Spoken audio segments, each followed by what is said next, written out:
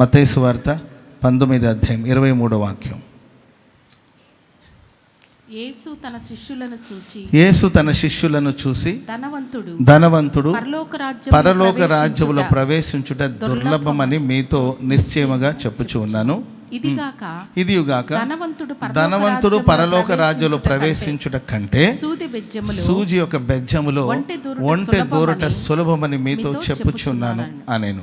శిష్యులు ఈ మాట విని మిక్కిలి ఆశ్చర్యపడిపోయి అలాగైతే ఎవడు రక్షణ పొందగలడని అడుగగా, అలాగైతే ఎవరు రక్షణ పొందుతారు? ఎవరు దేవుని రాజ్యంలో ప్రవేశిస్తారు?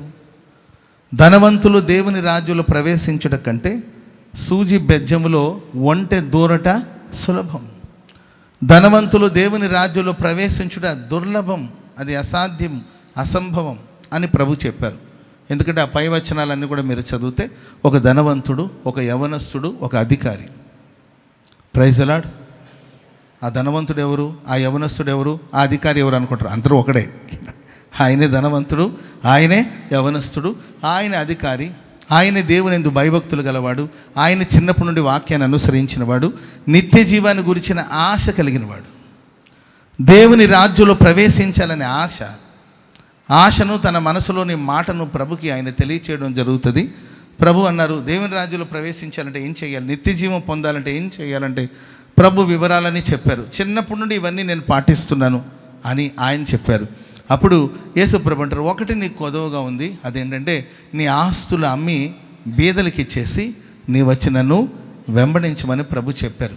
ఆ మాటకి ఆయన మనసులో బాధపడిపోయి, ఎందుకంటే విస్తారమైన డబ్బు ఉంది, ఆ డబ్బు మీద అపేక్షతో, ఆ డబ్బు మీద ఆశతో ఆయన నిరాకరించి ముఖాన్ని చిన్నబుచ్చుకొని అక్కడి నుండి వెళ్ళిపోయాడు. అప్పుడు ప్రభు చెప్తారు, ధనవంతుడు దేవుని రాజ్యంలో ప్రవేశించుట దుర్లభం. ఒక ధనవంతుడు దేవుని రాజ్యంలో ప్రవేశించడం కంటే ఈజీ ఏంటంటే సూజి బెజ్జంలో ఒంటె దూరుట సులభం. సూజి బెజ్జం అంటే మన బట్టలు కుట్టుకునే సూజి గురించి కాదండి. ఇశ్రాయేల్ దేశంలో ఏంటంటే ఆ యెరూషలేము పట్టణానికి చాలా గుమ్మాలు ఉంటాయి. ఏంటంటే తూర్పు వైపున కొన్ని గుమ్మాలు, పడమటి దిక్కున కొన్ని గుమ్మాలు, ఉత్తర దిక్కున కొన్ని గుమ్మాలు, ఇలా గుమ్మాలన్నీ కూడా ఉండడం మనం చూస్తాం. అక్కడ సూజి బెజ్జం అనే ఒక బెజ్జం, ఆ కోటకు ఒక చిన్న బెజ్జం ఉంటుంది అనమాట. కోట తలుపులన్నీ మూసేసిన తర్వాత ఆయా సందర్భాలు అనుకోకుండా కొంతమంది కోట బయట ఉండిపోతారు.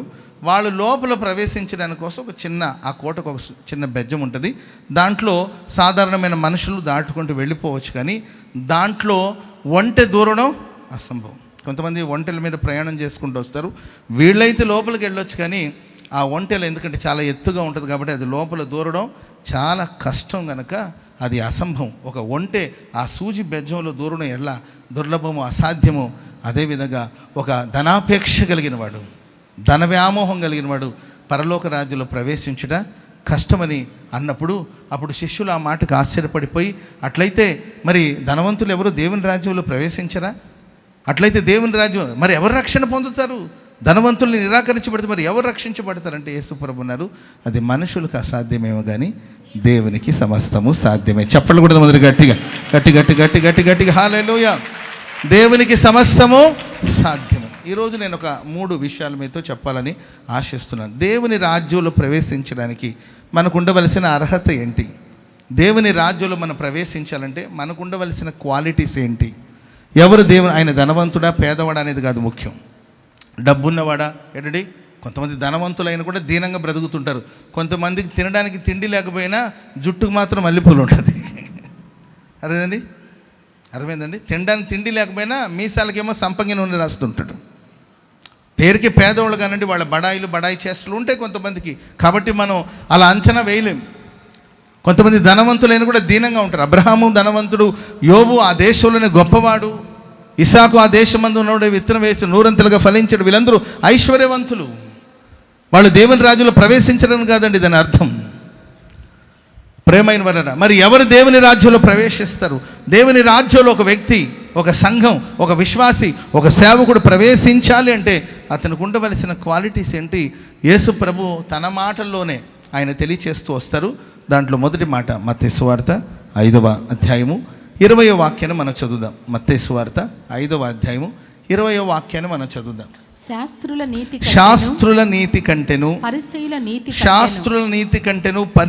నీతి కంటెను మీ నీతి అధికము కాని ఎడల మీరు పరలోక రాజ్యంలో ప్రవేశించరు. శాస్త్రుల నీతి కంటెను పరిసయ్యుల నీతి కంటెను మీ నీతి అధికము కాని ఎడల, అంటే మీ నీతి అధికంగా ఉండాలి. ఆమె చెప్పండి గట్టిగా. శాస్త్రులు కూడా నీతిమంతులు ఉన్నారు, పరిసయ్యులు కూడా నీతిమంతులే, ధర్మశాస్త్రాన్ని పాటిస్తారు. శాస్త్రులను తీసేయొద్దు. శాస్త్రులు దేవుని వాక్యాన్ని బాగా ధ్యానించిన వాళ్ళే. ధర్మశాస్త్రం రే నాన్న రే కూర్చో రే చిన్నోడా కూర్చో నాన్న కూర్చో. ధర్మశాస్త్రం అంతా తెలుసు, ధర్మశాస్త్రాన్ని అనుసరిస్తున్న వాళ్ళు, పరిసయ్యులు, వాక్యాన్ని గురించిన జ్ఞానం కలిగిన వాళ్ళు, వాళ్ళు నీతిగా ఉంటారు, ధర్మశాస్త్రాన్ని అనుసరిస్తారు. అయితే ప్రభు అంటారు వాళ్ళ నీతి కంటే నీ నీతి అధికంగా ఉండాలి. ఆమె చెప్పండి అందరు గట్టిగా. ఎక్స్ట్రా స్తోత్రం చెప్పండి అందరు గట్టిగా. కొంచెం ఎక్స్ట్రా, ఇంకొంచెం ఎక్స్ట్రా కావాలి, ఇంకొంచెం ఎక్కువ కావాలి, ఇంకొంచెం అధికం కావాలి. ఆమె చెప్పండి అందరు గట్టిగా. పళ్ళెలో ఇంత ఉంటుంది, చేతిలో ఇంత ఉంటుంది, నోట్లో అంత ఉంటుంది బిర్యానీ. ఆ పళ్ళెం పోతూ ఉంటాం, అన్నో ఓ అన్నో అంటుంటారు. అర్థమైందండి? ముందు తినరా బాబు అంటే ఓ అన్నో అంటారు, అంటే అధికంగా కావాలి. ఇంకొక గది అయితే మంచిది, ఇంకొక సెంట్ స్థలం అయితే బాగుంటుంది, ఇంకొక అరెకర ఆ మూల మీద కలిస్తే బాగుంటుంది, ఇంకొక మార్క్ ఎక్కువగా వచ్చుంటే బాగుండేది. 97, 98 వచ్చింది, ఇంకొక మార్క్ వస్తే బాగుండేది. ఇంకొంచెం అధికం కావాలి. స్తోత్రం చెప్పండి గట్టిగా. ఇంకొంచెం ఆయుష్, ఇంకొక 10 సంవత్సరాలు ఎక్కువ బతికితే బాగుంటుంది, ఇంకొక 5 సంవత్సరాలు ఎక్కువ బతికితే బాగుంటుంది. ఇంకొంచెం ఇప్పటికే 28 లక్షలు ఉన్నాయి, ఇంకొక 2 లక్షలు ఉంటే 30 లక్షలు రౌండ్ ఫిగర్ బాగుంటుంది. ఇంకొక అధికం కావాలని కోరుకుంటుంటారు లోక కార్యక్రమాలకి. మనం అధికంగా సంపాదించవలసింది ఏంటంటే శాస్త్రుల నీతి కంటేను పరిసయ్యుల నీతి కంటే మన నీతి అధికంగా మారాలి. ఆమె చెప్పండి గట్టిగా. అదే ప్రకటన, నీతిమంతుడు ఇంకనూ నీతిమంతునిగా ఉండనిమ్ము, పరిశుద్ధుడు ఇంకనూ పరిశుద్ధుడుగా ఉండనిమ్ము. అన్యాయుడి సంగతి మనం పక్కన పెట్టిద్దాం, అన్యాయస్తుల గురించి మనకెందుకు. నీతిమంతుడు ఇంకా నీతిగా ఉండాలి. నేను ఒకప్పుడు నీతిమంతుడిని, ఇంకా నీతిగా మారాలి. ఒకప్పుడు నేను పరిశుద్ధంగా బ్రతికాను, ఇంకనూ పరిశుద్ధుడుగా మారాలి. క్వాంటిటీ పెరగాలి, ఇంకా పరిశుద్ధత, ఇంకా నీతి అధికం అవ్వాలి. ఒకవేళ అధికం కాకపోతే దేవుని రాజ్యంలో మీరు ప్రవేశించరు అని ప్రభు చెప్పారు. ప్రేమైన వాళ్ళరా, మత్తయి సువార్త 5వ అధ్యాయము చదవండి. ఆ నీతి, అధికమైన నీతి ఎలా ఉంటుందో ప్రభువే చెప్పారు. మత్తయి సువార్త 5వ అధ్యాయము 38వ వాక్యాన్ని చదవండి. కంటికి కన్ను, కంటికి కన్ను, పంటికి పళ్ళు అని చెప్పబడిన మాట మీరు విన్నారు కదా. నేను మీతో ధర్మశాస్త్రం ఏమంటుందంటే కంటికి కన్ను, పంటికి పళ్ళు. ఈ శాస్త్రులు పరిసయ్యులు ఫాలో అయ్యే నీతి ఇదే. వాడు ఈయన కళ్ళు పెరికాడు కాబట్టి వాడు కళ్ళు పెరికేసే. Praise lord. వాడు దేంతోనో వీడు కళ్ళు పొడి చేశాడు, అక్కడికి తీసుకొచ్చారు, న్యాయం తీర్చాలి, నీతి తీర్చాలి. ఇప్పుడు న్యాయం చెప్పాలి వాళ్ళకి. ఏం చేశాడు? అన్నా నా కళ్ళలో పొడి చేశాడని అంటే వాడు కళ్ళలో పొడి చేసే, ఎందుకంటే కంటికి కన్ను. Praise lord. అన్నా వాడు నన్ను కొడితే నా పళ్ళు ఊడిపోయిందన్నా. ఎన్ని పళ్ళు ఊడిపోయింది లెక్క పెట్టండి అయ్యా. వాస్తవంగా నీకు ఎన్ని పళ్ళు ఉండే? 32 ఉండేది. ఆ మధ్య ఊడిపోయి చివరికి ఒక 8 పళ్ళు మాత్రమే మిగిలింది. ఆ 8 పళ్ళలో వీడు కొట్టేసరికి 5 రాలిపోయిందంటే నువ్వు కూడా గురి పెట్టి సరిగ్గా 5 పళ్ళు కాబట్టి 5కి పంటికి పన్ను, కంటికి కన్ను. ఇది న్యాయం, ధర్మశాస్త్రపు న్యాయం. ఆయన కీడు చేశారు కాబట్టి కీడు చేశారు. నిజమే అంటుంటారు కదండి, ఎవరో దారుణమైన పని చేస్తారు, వాడిని ఉరి తీసేయండి. ఒక్కడిని ఉరి తీస్తే మిగతా వాళ్ళకి భయం ఉంటుంది. వాడిని మరణానికి అప్పచెప్పండి అని ప్రపంచమంతా చెప్తారండి. ఈ న్యాయాన్ని అందరూ చెప్తారు, ఇది ధర్మశాస్త్రం చెప్పే న్యాయం. కానీ ప్రభు అంటారు, చదవండి కంటిన్యూ చేయండి. నేను మీతో చెప్పున్నదేమనగా, నేను మీతో చెప్పున్నదేమనగా దుష్టుని మీరు ఎదిరించక నిన్ను కుడి చెంప మీద కొట్టు వాని వైపునకు నీ ఎడమ చెంప కూడా త్రిప్పుము. స్తోత్రం చెప్పండి గట్టిగా, చెప్పండి గట్టిగా హల్లెలూయా. ఒక్కడు నీ కుడి చెంప మీద కొట్టాడు అనుకోండి, నీవు నీ ఎడమ చెంప కూడా ఆయన వైపు త్రిప్పు. ఇది పరలోక రాజ్యంలో ప్రవేశించాలనుకున్నవాడు పాటించవలసిన నీతి. కుడి చెంప మీద ఒకడు కొడితే వాడి వైపు నువ్వు ఎడం చెంప కూడా త్రిప్పు. ఇది పరలోక రాజ్యంలో ప్రవేశించాలనుకున్నవాడు పాటించే నీతి.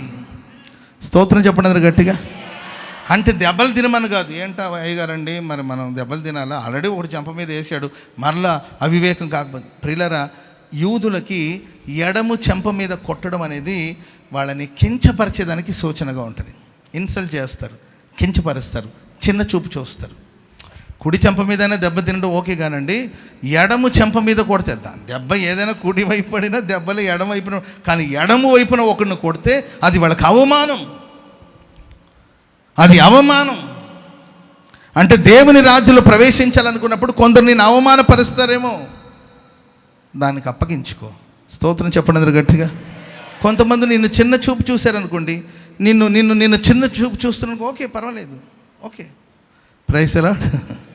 కుడి చెంప మీద కొట్టారనుకో, ఎడం ఇంకా అవమానపరచండి, ఇంకా నన్ను అవమానపరచరు, ఓకే సంతోషమే, ప్రైజ్ లార్డ్. చెప్పాలి గట్టిగా హల్లెలూయా. కొంతమంది చూడండి, ఎవరైనా కించపరిచారు, ఇన్సల్ట్ చేశారనుకోండి, పగ తీర్చుకోవాలి, ప్రతీకారం తీర్చుకోవాలి. నేనేమంటున్నాను ప్రియులారా, మనల్ని ఎవరైనా అవమానపరిచారా, ఓకే వదిలేసాడు అంతే. స్తోత్రం చెప్పండి గట్టిగా. మనం దేవుని రాజ్య నివాసులం, మన పరలోక రాజ్యపు పౌరులము. మనల్ని అవమానపరిచిన ప్రతి వాళ్ళకి సమాధానం చెప్పుకుంటూ పగ తీర్చుకుంటాను. నీకొక రోజేమో నాకొక రోజు వస్తుంది, ఆ రోజు వచ్చినప్పుడు తిరిగి ప్రైజ్ లార్డ్ కొట్టారు, కొట్టించుకున్నావు, తిరిగా మాకు ఒక సమయం వస్తుంది, అప్పుడు మేము పగ తీర్చుకుంటాం అనేది కాదు. దేవుని రాజ్యంలో ప్రవేశించాలనుకున్నవాడు నిన్ను కుడి చెంప మీద కొట్టారా, ఎడమ చెంప కూడా చూపించు. నిన్ను కించపరుస్తున్నారా, అవమానపరుస్తున్నారా, దానికి నువ్వు స్పందించాల్సిన అవసరం లేదు. ఎందుకంటే నువ్వు పరలోక రాజ్యపు వారసుడు. స్తోత్రం చెప్పండి గట్టిగా గట్టిగా హల్లెలూయా. మనం ఇలా ప్రార్థన చేసి ఒకడు మనల్ని కొట్టడానికి చెయ్యెత్తాడనుకో, యేసు నామములో ఆజ్ఞాపిస్తున్న ఆ చెయ్యి అలాగే ఎండిపోవాలి, ఎండిపోవును గాక. పోయి చూడరా ఎండిపోయిందో లేదు చెయ్యి. ఇదా ప్రభు మనకు చెప్పింది. Praise lord. నన్ను నా కోసం చెయ్యెత్తాడు, అది అట్లాగే యేసు రక్తం ఇచ్చాము, యేసు రక్తం అట్లాగే ఎండిపోవాలి, ఆజ్ఞాపిస్తున్నా యేసునామములో ఎండిపోవాలి. అది కాదు. యేసు ప్రభుని ప్రక్కన బల్యంతో పొడిచిన వాడిని కూడా దేవుడు స్వస్థపరిచాడు. తండ్రి వీళ్ళేమి చేయించున్నారో వీళ్ళు ఎరుగరు కనుక వీళ్ళని క్షమించమన్నాడు. చెప్పండి కూడా మొదలు గట్టిగా గట్టిగా హల్లెలూయా. చెప్పండి గట్టిగా హల్లెలూయా. దేవుని రాజ్యానికి ప్రవేశించాలని ఒక చెంప మీద, కుడి చెంప మీద కొడితే ఓకే, అవమానపరిచారా, ఇంకా అవమానపరచాలనుకుంటున్నారా, సంతోషం, ప్రైజ్ ది లార్డ్, హల్లెలూయా. నా దేవుని నిమిత్తం ఏం మనిషివిరా నీవు, ఎలా ఆలోచించగలుగుతున్నావు బాబు, వాళ్ళు నీకు ఇంత కీడు చేసిన వాళ్ళని ఎలా క్షమించగలుగుతున్నావు అంటే, నా దేవుడు నా దోషాలను క్షమించాడు. దోషాలను ఎంచి చూస్తే ఎవరు నిలబడగలరండి ఆయన సన్నిధిలో? మన ఘోరమైన మన పాపాలని ప్రభు క్షమించాడు. నిన్ను వల్ల నీ పొరుగు వారిని ప్రేమించమని ప్రభు చెప్పాడు. నీ శత్రువుల క్షేమం కొరకు ప్రార్థన చేయమని ప్రభు చెప్పాడు. Praise the lord. చెప్పండి గట్టిగా హల్లెలూయా. రెండో మాట కూడా ఇంకా ఉన్నాయి, చదవండి. మత్తయి సువార్త 5వ అధ్యాయం 40వ వచనం చదవండి. ఎవడైనను నీ మీద వ్యాజ్యము చేసి నీ అంగిని తీసుకున్న గోరిన ఎడల వానికి నీ పై వస్త్రము కూడా ఇచ్చివేయము. ఒకడు నీ అంగిని తీసుకోవాలని కోరుకుంటే అతనికి నీ పై వస్త్రాన్ని కూడా ఇచ్చివేయమన్నాడు ప్రభు. స్తోత్రం చెప్పండి గట్టిగా. యూదులు 2 రకాలుగా వస్త్రాలు ధరించుకుంటారు. యూదుల డ్రెస్ కోడ్ ఎలా ఉంటుందంటే, ఒకటి నిలువంగి, ఒక నిలువుట అంగి ఒకటి ధరించుకుంటారు. దాని మీద ఒక పై వస్త్రం, ఒక దుప్పట్ లాంటిది, ఒక శాలువ లాంటిది ఒకటి పైన కప్పుకుంటారు. వాళ్ళ వస్త్రం ఒకటేమో ఒక నిలువుట అంగి ఒకటి ధరించుకుంటారు, దానిపైన ఒక దుప్పట్లాగా లేకపోతే ఒక శాలువలాగా ఒక వస్త్రాన్ని, పై వస్త్రాన్ని కప్పుకుంటారు. వాళ్ళు రాత్రి పడుకునేటప్పుడు ఆ పై వస్త్రమే వాళ్ళకి దుప్పటి, ఆ వస్త్రాన్ని మీద కప్పుకొని వాళ్ళు నిద్రపోతారు. స్తోత్రం చెప్పడం గట్టిగా. శాంసన్ 30 మంది దగ్గర నుండి తెచ్చింది ఏంటమ్మా? 30 వస్త్రాలు. ఇదే ఈ పై వస్త్రాలు. స్తోత్రం చెప్పడం గట్టిగా. అంగి వేసుకుంటారు, తన పైన ఒక పై వస్త్రం. అదే రాత్రి సమయంలో వాళ్ళు కప్పుకోవాలి. నిద్రపోయేటప్పుడు తప్పనిసరి ఆ వస్త్రం ఉండాలి. ధర్మశాస్త్రం కూడా ఏమంటుందంటే, ఎవరి దగ్గరైనా ఆ వస్త్రాన్ని మీరు ఒకవేళ మీ దగ్గర వాళ్ళు అప్పుగా లేకపోతే అది ఇచ్చి అప్పు తీసుకుని ఉంటే సాయంత్రానికి ఆ వస్త్రాన్ని వాళ్ళు మీరు తిరిగి వాళ్ళకి ఇచ్చేయాలి. సాయంత్రానికి ఏం చేయాలండి? ఆ సాయంత్రానికి వాళ్ళకి ఇచ్చేయాలి. ఎందుకంటే ఆ పైన కప్పుకునే వస్త్రం లేకపోతే వాడు చలిలో చచ్చిపోతాడు. నారబట్టలు ఏదైనా మొత్తం మీద దుప్పట, స్తోత్రం చెప్పండి గట్టిగా, ఒక శాలువ, అది ఏ క్లాతు, అది ఎలా ఉంది, ఎంత పొడుగును ఉన్నాయి, అది సరిపడుతుంది, అది కాదు నేను చెప్పేది. కప్పుకునే పై వస్త్రం. ఒకడు నీ అంగీని అడిగాడు అనుకో, ఆ పై వస్త్రాన్ని ఇచ్చేసి. స్తోత్రం చెప్పండి గట్టిగా. అంగీతో పాటు ఆ పై వస్త్రం కూడా. ఆ పై వస్త్రం అనేది దేనికి సూచన అంటే, ఒకవేళ ఎవరి దగ్గరైనా దాన్ని తాకట్టు పెట్టినా సాయంత్రానికి ఇచ్చేయాలి. ఆ దుప్పటి అతని హక్కు. సాయంత్రానికి ఆ పై వస్త్రం అతనికి ఇచ్చేయాలి, ఎందుకంటే అది హక్కు. ధర్మశాస్త్రం కూడా అదే చెప్తుంది. ఇక్కడ నేను మీకు చెప్పాలనుకునేది ఏంటంటే, కొంతమంది హక్కు కోసం పోరాడుతూ ఉంటారు. స్తోత్రం చెప్పండి గట్టిగా. నా హక్కు, ప్రైజ్ ది లార్డ్. మా ఆయన పక్కన కూర్చోండి, నా హక్కు. నా పిల్లల సొమ్ము తినడానికి నాకు అధికారం లేదు, నా హక్కు. నేను కన్నాను, పెంచాను, పెద్ద చేశాను. నా బిడ్డల ఇంట్లో నేను ఒక మూడు రోజులు ఉండి అన్నం తినే హక్కు నాకు లేదా అని ఫైటింగ్ కొంతమందికి హక్కు కోసం. స్తోత్రం చెప్పండి గట్టిగా. హల్లెలూయా. కుటుంబాలు నా హక్కు ఏంటి, నాకు అధికారం లేదా? ఒక ముద్ద అన్నం తినే అధికారం నాకు లేదా? నా కష్టాన్ని ఎవరు పట్టించుకుంటున్నారు? నన్ను ఎవరు గమనిస్తున్నారు అని కొంతమంది యుద్ధాలు. నన్ను ఎవరు గుర్తించట్లేదు, నన్ను ఎవరు గమనించట్లేదు, నన్ను ఎవరు పట్టించుకోవట్లేదు, అసలు నన్ను మనిషిలాగా కూడా చూడట్లేదు, నన్ను మనిషిలా కూడా ట్రీట్ చేయట్లేదని హక్కు కోసం కొంతమంది ఫైట్ చేస్తూ ఉంటారు. Praise the lord. తల్లిదండ్రులను చూసుకోవడం చేత కాదండి, ఆస్తుల కోసం మాత్రం బీభత్సంగా పోరాడతారు కొంతమంది. ఆడపిల్లలు కూడా హక్కు ఉందని వాళ్ళు ఏమంటారు, పెళ్ళి అయినప్పుడే అయిపోయింది హక్కు అని వాళ్ళు. నేను సుప్రీంకోర్టు దాకానే వెళ్తాను, నేను ఎంత దూరమైనా వెళ్తాను. సరే, ఎన్ని సెంట్లు అంటే 3 సెంట్ల స్థలం అంతే. ఆ 3 సెంట్ల స్థలాన్ని 6గురికి పంచాలంట. ఎంతమందికి పంచాలండి? 6గురికి పంచాలి. అప్పుడు మనిషికి ఎంత వస్తుందండి? 1/2 సెంటు. వీళ్ళు అన్న అంటాడు, నీకు 1/2 సెంటు కాదు కానీ 1/2 సెంటు అయితే ఇస్తానంటాడు. నీవెవడరా నాకు ఇచ్చేదానికి? అది నా తండ్రి సొమ్మురా, నా తల్లి సొమ్మురా అని కొందరు. Praise the lord. భూములన్నీ మీకేమో, నగలు మాకి. ఇది మా అమ్మ నగలరా, నాకు హక్కు ఉంటుందిరా, మా అమ్మ బట్టలురా, నాకు హక్కు ఉంటుందని హక్కు కోసం పోరాడేవాళ్ళు కొంతమంది. యేసుప్రభువు అన్నాడు, మీ హక్కు కోసం మీరు పోరాడద్దు, మన హక్కు ఇక్కడ లేదండి. పరలోక రాజ్యంలో మన పౌరస్థితి హక్కు ఉంది. పరలోక రాజ్యంలో మనకు పౌరస్థితి హక్కు ఉంది. పరలోకంలో జీవవృక్ష ఫలమునకు హక్కుదారులమై మనం పరలోక రాజ్యంలో ప్రవేశించబోతున్నాం. చెప్పండి కూడా మొదలు గట్టిగా, గట్టిగా హల్లెలూయా చెప్పండి, గట్టిగా హల్లెలూయా.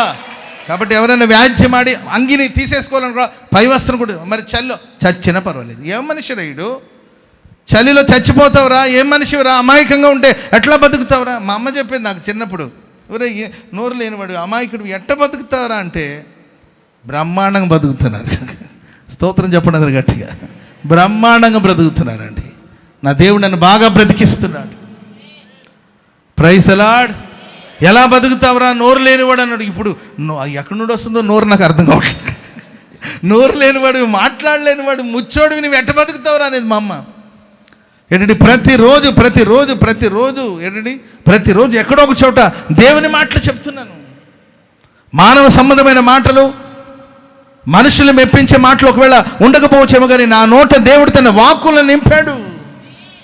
పరలోక రాజ్యాన్ని గురించిన మర్మాలు ప్రకటించడానికి, దేవుని రాజ్య సువార్త ప్రకటించడానికి, దేవుని రాజ్య వ్యాప్తి కోసం ప్రయాసపడడానికి దేవుడు నన్ను బలపరిచి వాడుకుంటున్నాడు. స్తోత్రం చెప్పండి గట్టిగా హల్లెలూయా. కాబట్టి భూలోకపు హక్కు కోసం మీరు ఎప్పుడు ఫైట్ చేయొద్దు. నాకు హక్కు లేదా, తినడానికి హక్కు లేదా, సంపాదించుకునే హక్కు లేదా, సంపాదిస్తున్నాను కొనడానికి నాకు హక్కు లేదా, నెలకు 15,000 సంపాదిస్తున్నాను, దాంట్లో 14,000 ఖర్చు పెట్టుకునే హక్కు నాకు లేదా అంటారు. 14,000 నీవే తింటే ఇంకేం చేయాలి? Praise the lord. అర్థమైందండి? నెలకు 10,000 సంపాదిస్తున్నాను, నాకు రోజుకు ఒక 500 ఇలేవా? రోజుకు 500 అంటే 30 రోజులకి ఎంత అండి? చెప్పాలి ఎంత? నీవు తెచ్చింది ఎంత? నీవు అడుగుతుండేది ఎంత? కష్టపడి ప్రైజ్ ది లార్డ్. కష్టపడి ప్రయాసపడి నెల తీసుకొచ్చి నీకు 10,000 ఇస్తున్నాను కదా, నాకు ఒక రోజుకి 500 లేవంటే నువ్వు తెచ్చేదే 10,000 రా. హక్కు కోసం పోరాడద్దు. అంగిని అడిగారా, తీసేసుకో, ఓకే. ఈడ పిచ్చోడ, లోకానికి మనం పిచ్చోళ్ళలాగే కనిపిస్తామండి, కానీ మనం దేవుని రాజ్య వారసులం. శాస్త్రుల నీతి కంటేను పరిసయ్యుల నీతి కంటే మన నీతి అధికంగా మారాలి. Praise the lord. 5వ అధ్యాయం 41వ వచనం. 5:41. ఒక మైలు దూరం రమ్మని నిన్ను బలవంతం చేసినప్పుడు వానితో కూడా 2 మైలు. ఒక మైలు దూరం రమ్మని నిన్ను బలవంతం చేసిన ఎడల వానితో కూడా నీవు 2 మైలు వెళ్ళుము. ఆమె చెప్పండి గట్టిగా. 1 మైలు నాతో పాటు రమ్మని చెప్పి ఏంటండి, ఒక 1.5 కిలోమీటర్లు. 1 మైల్ అంటే 1.5 కిలోమీటర్లు. 1.5 కిలోమీటర్లు నువ్వు నాతో పాటు రమ్మని ఎవడైనా బలవంతం చేస్తే నీవు అతనితో పాటు 3 కిలోమీటర్లు వెళ్ళాలి. ఆమె చెప్పండి గట్టిగా. 3 కిలోమీటర్లు అంటే ఇక్కడ నుండి ఎంత దూరం? Bus stand, Shankar Vilas. Praise the lord. 1 mile లేకపోతే 1 కిలోమీటరు నాతో పాటు రమ్మంటే నీవు ఎంతో పాటు 2 మైలు వెళ్ళమన్నాడు. ప్రియులారా, ఇది ఏం పద్ధతి? వాళ్ళు బలవంతం ఎందుకు చేయాల్సి వచ్చింది? వీళ్ళని నాతో 1 మైలు దూరం రమ్మని ఎందుకు బలవంతం చేశారంటే, పారసిక రాజ్య పరిపాలన ఉన్న రోజుల్లో, పారసిక రాజుల పరిపాలనలో వాళ్ళకు ఒక పద్ధతి ఉండేది. అదేంటంటే, వాళ్ళు ఏదైనా ఏంటండి లెటర్లు కానీ లేకపోతే ఏదైనా ఒక సమాచారాన్ని అందించేటప్పుడు గుర్రం మీద వాళ్ళు ప్రయాణం చేసుకుంటూ వెళ్ళేవాళ్ళు. ఒక సంస్థానం నుండి మరొక సంస్థానానికి, ఒక ప్రాంతం నుండి ఇంకొక ప్రాంతం మీదకి వాళ్ళు రాజు ఇచ్చిన సందేశాన్ని అందజేయడానికి. ఇప్పుడైతే ఈమెయిల్స్ ఉన్నాయి, ఇప్పుడైతే లెటర్స్ ఉన్నాయి, ఇప్పుడైతే రకరకాలమైన అవకాశాలు ఉన్నాయి. అప్పట్లో లేని రోజులో ఒక వర్తమానాన్ని అందిస్తే ఆ వర్తమానాన్ని తీసుకుని కొన్ని కిలోమీటర్లు వాళ్ళు ప్రయాణం చేసుకుంటూ వెళ్ళేవాళ్ళు. కొంత దూరం వెళ్ళిన తర్వాత వాళ్ళ దగ్గర ఫుడ్ అయిపోయేది, అలసిపోయేవాళ్ళు, వాళ్ళ గుర్రాలు బలహీన పడిపోయేది. అప్పుడు వాళ్ళు ఏం చేస్తారంటే, ఒక ఊరికి వెళ్ళి, ఒక గ్రామానికి వెళ్ళి అక్కడ ఏంటండి వాళ్ళకి సంబంధించిన లగేజ్ అవన్నీ ఉంటాయి. ఒకటి పిలిచారా బాబు, ఎట్రా అక్కడ దాకా రానండి. నేను రాను అంటే కుదరదు, రావాల్సిందే అంతే. అక్కడి దాకా రా, 1 కిలోమీటర్ నాతో పాటురా, 1 మైల్ నాతో పాటురా అతను ఈ లగేజ్ అంతా అతని మీద పెట్టి అతని దగ్గర ఉన్న భోజనాలన్నీ తీసుకునే హక్కు వాళ్ళకు ఉండేది. అలాంటి చట్టాలు ఉండేది ఆ రోజులో. కాబట్టి వాళ్ళు అడిగితే చచ్చినట్లు భోజనాలు ఇవ్వాల్సిందే, రమ్మంటే వెళ్ళాల్సిందే వాళ్ళతో పాటు. వాళ్ళు ఏదో పనిలో ఉంటారు. Praise the lord. ఇప్పుడు నాకేదో ఒక కార్యక్రమానికి డేట్ ఇచ్చి ఉంటాను, కొంతమంది వచ్చేసి నువ్వు రావాల్సిందే, నువ్వు వస్తేనే కానీ నేను తాళి కట్టిన అంటుంటాడు వాడు. ఒరే ముందు చెప్పి సావచ్చు కదరా. అదేదో ఇప్పుడు అంటే నాకు అవన్నీ తెలియదు, నువ్వు 1 నిమిషం అన్న వచ్చి అక్కడ వస్తే నేను తాళి కడుతున్నాడు. ఒరే నువ్వు తాళి కట్టడానికి నేను రావడానికి ఏం సంబంధం రా అంటుంటే, లేదు రావాల్సిందంటే, ఒరే నీకేమైనా పిచ్చారా, ఆ రోజు నేను ఇక్కడ ఉండను, నేను బెంగళూరులో ఉంటానంటే, నాకు అవన్నీ చెప్పొద్దు, ఇక్కడ తాళి కట్టించి బెంగళూరుకి వెళ్ళమంటాడు. ఎక్కడ బెంగళూరు అంటే కొంతమంది ఏంటంటే బలవంతం చేస్తూ ఉంటారు. ఇంకా మొత్తం మీద ఆ కూటాన్ని కొంచెం అటు పోస్ట్ పని చేసి ఏదో మొత్తం మీద బహు కష్టం మీద వెళుతుంటాను కొన్ని చోట్ల, ఇక తప్పని పరిస్థితులు. ప్రియులారా, వాళ్ళు బలవంతం చేస్తారు. రావాల్సిందంటే, నేను ఏదో పని మీద ఉన్నానయ్యా, నేను కుదరదు, చట్టాలు అలా ఉన్నాయి, నువ్వు రావాల్సిందంటే వాళ్ళు విసుక్కుంటూ, సణుక్కుంటూ, గసురుకుంటూ, ఏంటండి తిట్టుకుంటూ, మంచి వాళ్ళందరూ పోతున్నారు. ఈ దుర్మార్గులు పోయే కాలం రావట్లేదు, దారిని పడి చేస్తే బాగుంటుందని తిట్టుకుంటూ కష్టంగా 1 కిలోమీటర్లు వెళ్ళేవాడంట. మీకు అర్థమవుతుందా నేను చెప్పేది? బహు కష్టం మీద బలవంతంగా వెళ్ళేవాళ్ళంట. యేసుప్రభు అంటాడు, అలా ఎవడైనా, అది పారసిక రాజుల పరిపాలన ఉండేది.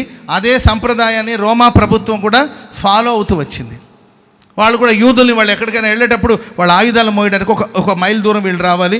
ఆ తర్వాత అక్కడ ఇంకొక గ్రామం ఉంటే వాళ్ళకి అప్పచెప్తే వాళ్ళు ఇంకొక మైల్ దూరం అట్లా సహాయం చేస్తూ ఉండాలి. అయితే యేసుప్రభు అన్నాడు, ఎవడైనా 1 మైలు నాతో పాటు రమ్మంటే నీవు ఇంకొక మైల్ ఎక్స్ట్రా వెళ్ళా ఆయనతో పాటు. స్తోత్రం చెప్పండి గట్టిగా, చెప్పండి గట్టిగా హల్లెలూయా.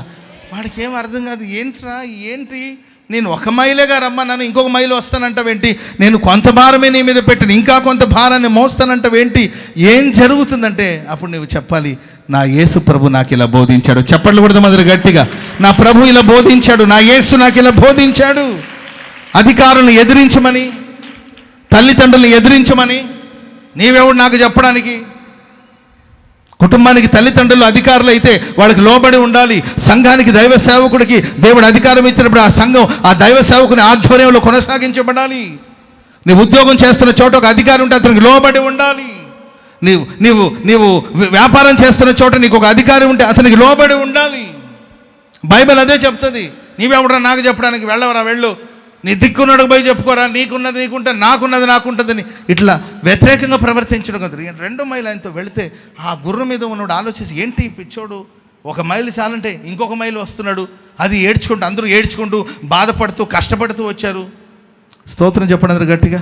ఇతడేమో నవ్వుతూ సంతోషంగా ఆనందంగా వస్తున్నాడేమని ఆశ్చర్యపోతారు. Praise the lord. అమ్మ ఇంకొంచెం పని ఉందమ్మా, ఏమ్మా తల్లులారా ఇంకొంచెం పని ఉందామంటే, టైం ఎంత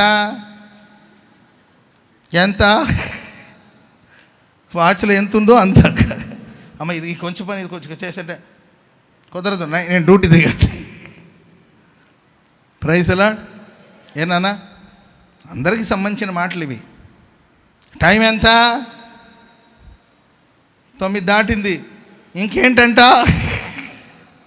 బ్రదర్ కొంచెం ఇక చిన్న పని ఉందంటే, వేళ పాడలేదా, రేపు చూసుకుందాం అని కాదు.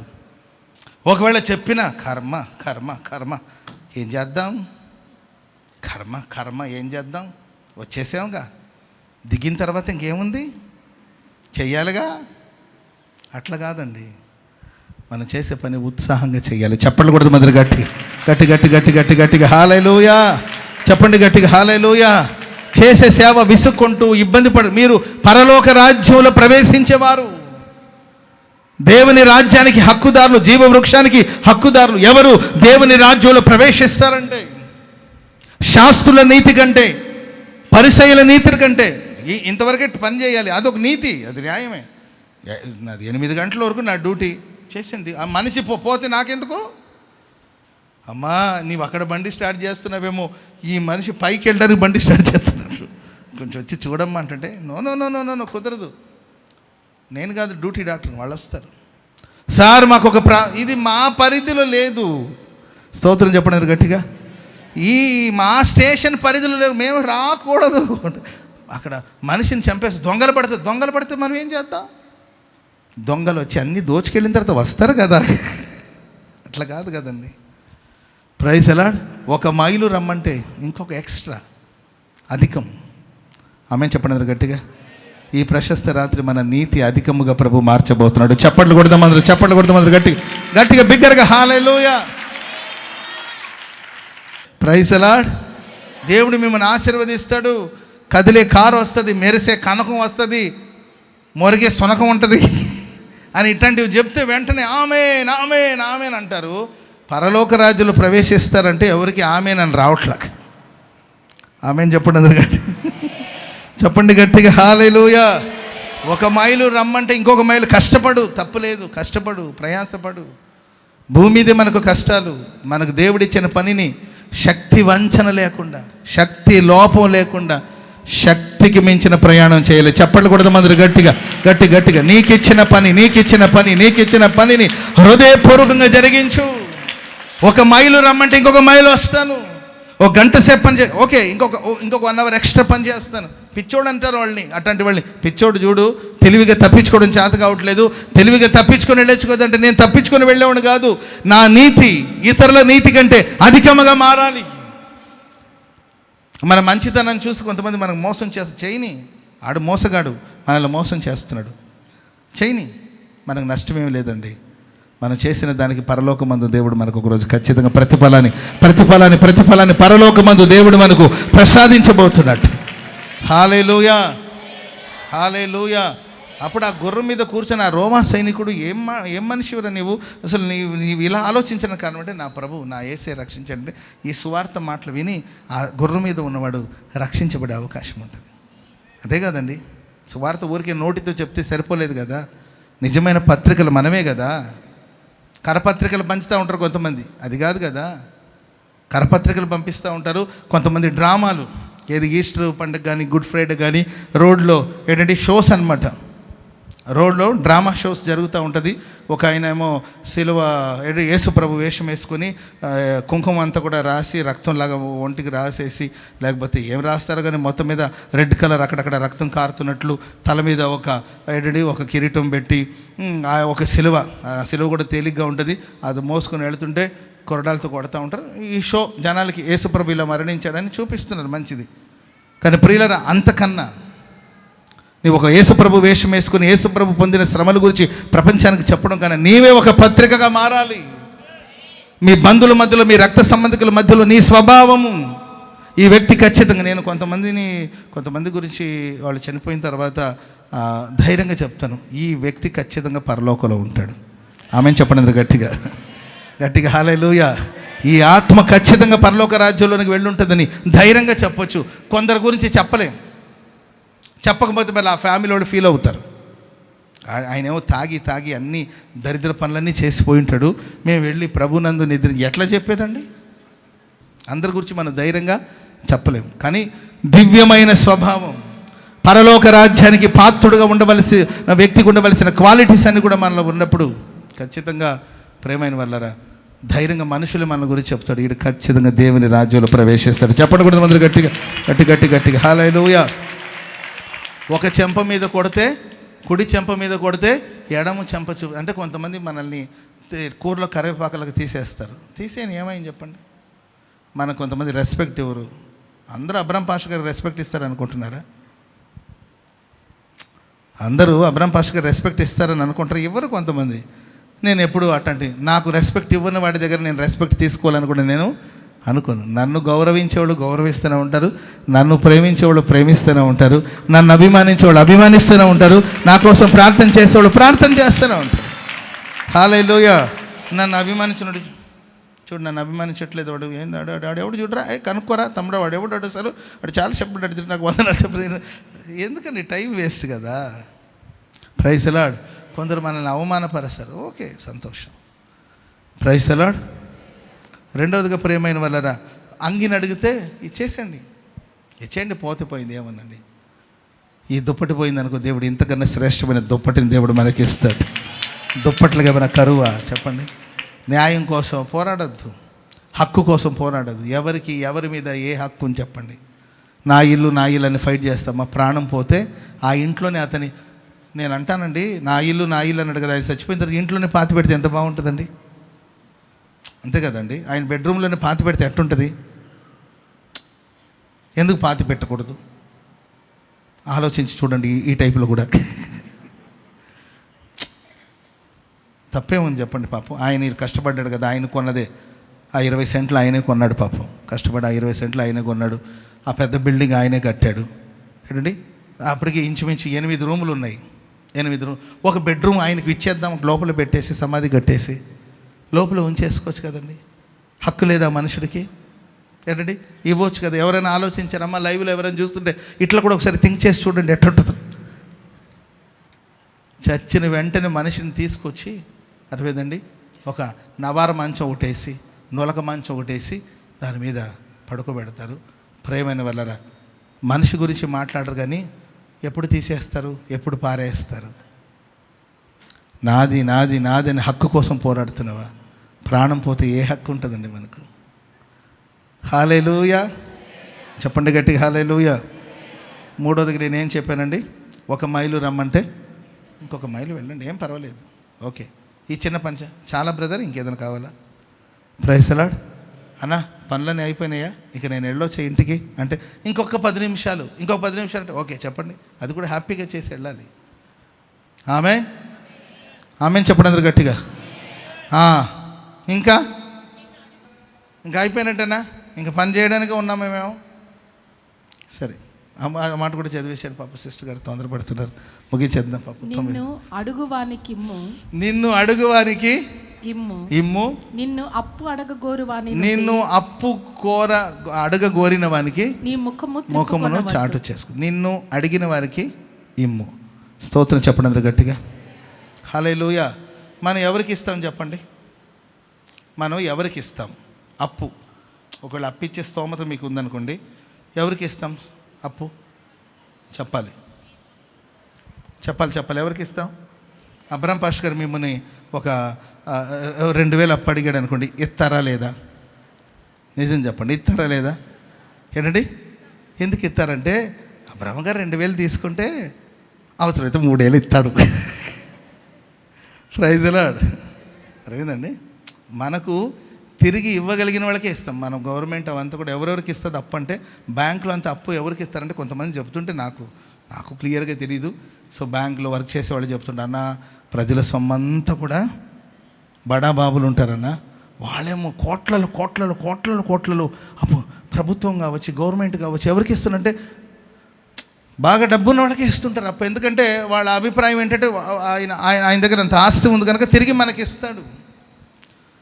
మనకి ఇస్తాడు కాబట్టి ఉన్న వాళ్ళకే ఇస్తారు. మనమైనా కానీ ఒకడికి అప్పు ఇచ్చేటప్పుడు ఆలోచించి వీడు తిరిగి మనకి ఇవ్వగలుగుతాడా లేదా అంచనా వేసుకొని ఇస్తారు అప్పులు.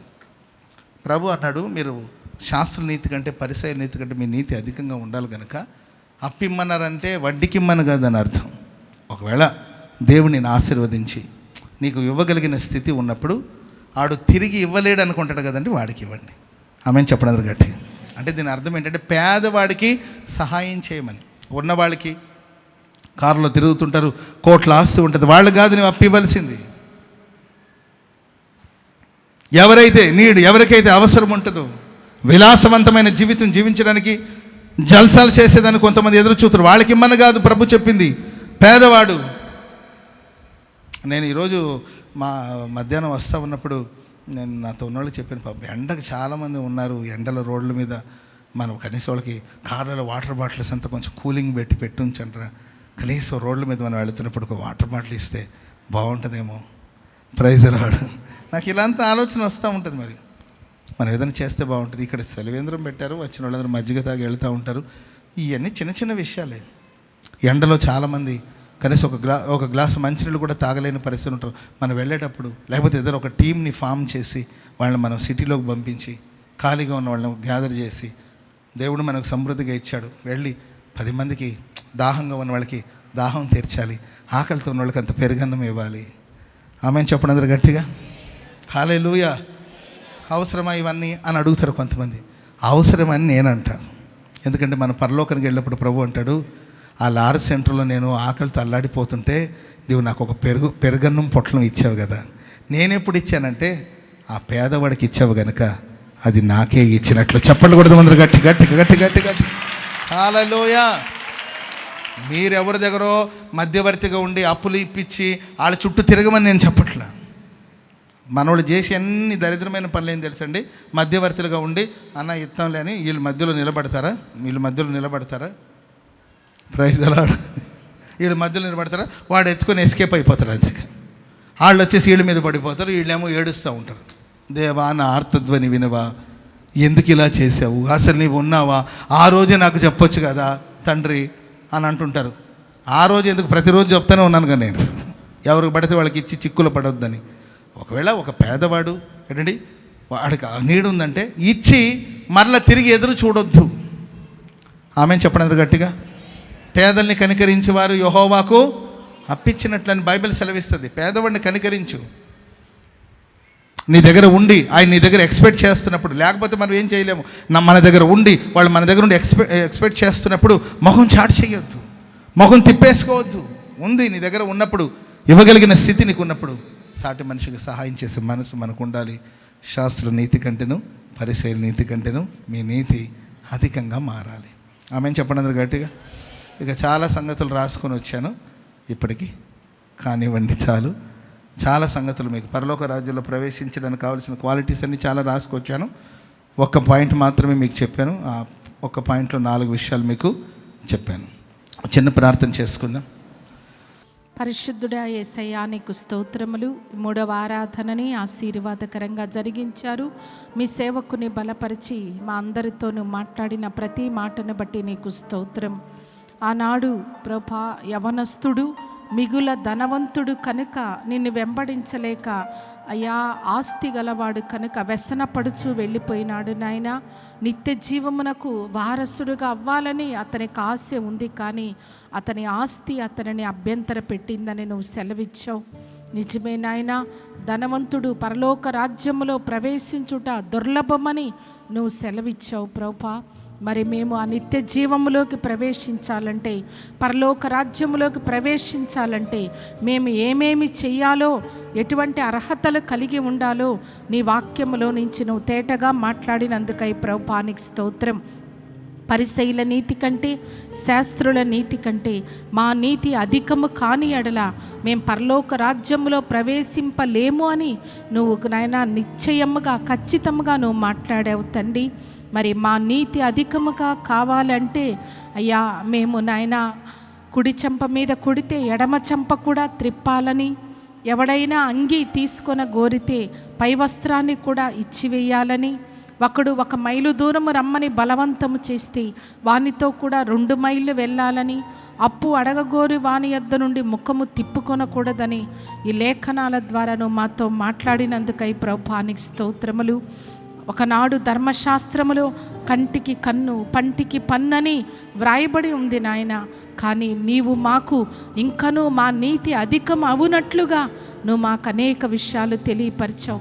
మేము దుష్టుని ఎదిరించకూడదని, కుడి చెంప మీద కొడితే ఎడమ చెంప కూడా త్రిప్పాలను మాట్లాడావు. అటువంటి ఓర్పును సహనాన్ని మీరు మాకు దయచేయమని మేము ప్రార్థన చేస్తున్నాం. అలాగే తండ్రి, ఎవరైనాను అయ్యా అంగీ అడిగితే మేము పై వస్త్రాన్ని కూడా ఇచ్చివేయాలని కూడా నువ్వు సెలవిచ్చావు తండ్రి. అయ్యా ఒకడు 1 మైలు దూరము రమ్మంటే 2 మైళ్ళు కూడా వెళ్ళాలని కూడా నువ్వు మాట్లాడి ఉన్నావు. పరిశుద్ధాత్మదేవ, నిన్ను అడుగువానికిమ్ము అని కూడా నువ్వు మాట్లాడావు తండ్రి. మా చుట్టూ ఎంతోమంది అవసరత కలిగిన వాళ్ళు ఉన్నారు. మేము సహోదర ప్రేమ కలిగి మాకు కలిగిన వాటిని వారితో పంచుకొనుటకు అటువంటి విశాలమైన హృదయాన్ని మాలో ఒక్కొక్కరికి మీరు దయచేయమని వేడుకుంటున్నాం. పేదలను కనికరించువాడు ధన్యుడని, వాడు యెహోవాకు అప్పించువాడని కూడా నువ్వు మాట్లాడావు. కనుక అక్కరలో అవసరతలో ఉన్నవారిని మేము ఆదుకొనగలిగే మంచి మనస్సును అయ్యా మాకందరికీ మీరు దయచేయండి. ఒకనాడు నీవు మహిమతో వచ్చినప్పుడు అయ్యా కుడివైపునున్న గొర్రెలను చూచి, నా తండ్రి చేత ఆశీర్వదించబడిన వారులారా రండి, లోకం పుట్టినది మొదలుకొని మీ కొరకు సిద్ధపరచబడిన రాజ్యమును స్వతంత్రించుకునుడని నువ్వు సెలవిస్తావు. నేను ఆకలిగుంటిని, మీరు నాకు భోజనము పెట్టితిరి, దప్పిగుంటిని, దాహమిచ్చితిరని నీవు వారిని ప్రశంసించావు ప్రభువా. నిజమే, నీకెప్పుడు మేము ఆహారం పెట్టితిమి, నీకెప్పుడు దాహం ఇచ్చితిమని వారు అడిగినప్పుడు ఈ యొక్క చిన్న వారిలో అల్పులైన ఈ సహోదరులు ఒకనికి చేస్తే నాకు చేసినట్టేను నువ్వు మాట్లాడావు ప్రభువా. నిజమే తండ్రి, పరిశుద్ధాత్మదేవా, అయ్యా సత్క్రియలు మేము చేయుటకు మీరు మాకు కృపను దయచేయండి. ఆపదలో అయ్యా అవసరతలో ఉన్నవారికి ఆదుకొనుటకు మీరు మాకు కృపను దయచేయమని వేడుకుంటున్నాం. దేవా, అటువంటి అయా సహోదర ప్రేమను మీరు మాకు దయచేయండి. మా పొరుగువాన్ని ప్రేమించే మంచి మనస్సాక్షిని కూడా మాలో ఒక్కొక్కరికి దయచేయండి. ఈ రీతిగా మేము నడుచుకుంటేనే మా నీతి అధికమవుతుందని, అప్పుడే మేము పరలోక రాజ్యంలో ప్రవేశిస్తామని కూడా నువ్వు మాట్లాడావు. పరిశుద్ధుడు ఇంకనూ పరిశుద్ధుడుగానే ఉండాలి, నీతిమంతుడు ఇంకనూ నీతిమంతుడుగానే ఉంటే జీవవృక్షమునకు హక్కు కలిగి మేము ఆ యొక్క రాజ్యములో ప్రవేశిస్తామని, మాకు ప్రవేశం సమృద్ధిగా ఉంటుందని కూడా నువ్వు మాట్లాడావు.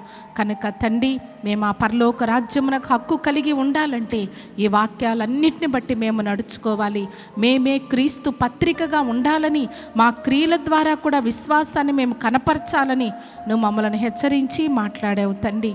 ఈ మాటలన్నీ మా హృదయాల్లో భద్రపరుచుకొని దాన్ని బట్టి నడుచుకోవడానికి పరిసయ్యుల శాస్త్రుల నీతి కంటే మా అందరి నీతి అధికమగునట్లుగా మేమందరము పరలోక రాజ్యములోకి ప్రవేశించగలుగుటకు సహాయము చేయండి. వాక్యం చెప్పిన మీ సేవకుని ఇంతవరకు కృపనిచ్చి వాడుకున్నారు. ఇంకను విస్తారమైన ప్రయాణములు ఉంటున్నాయి. అనేక చోట్ల నిలబడి వాక్య పరిచర్య చేస్తుండగా విస్తారమైన కృపను, అభిషేకమును, ఆరోగ్యమునిచ్చి ప్రయాణాల్లో తోడుగా ఉండి క్షేమాన్ని దయచేయండి.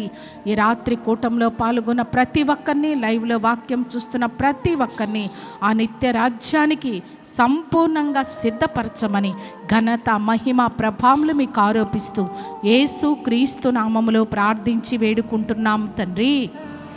ఆమేన్. ఆమేన్. ఆమేన్.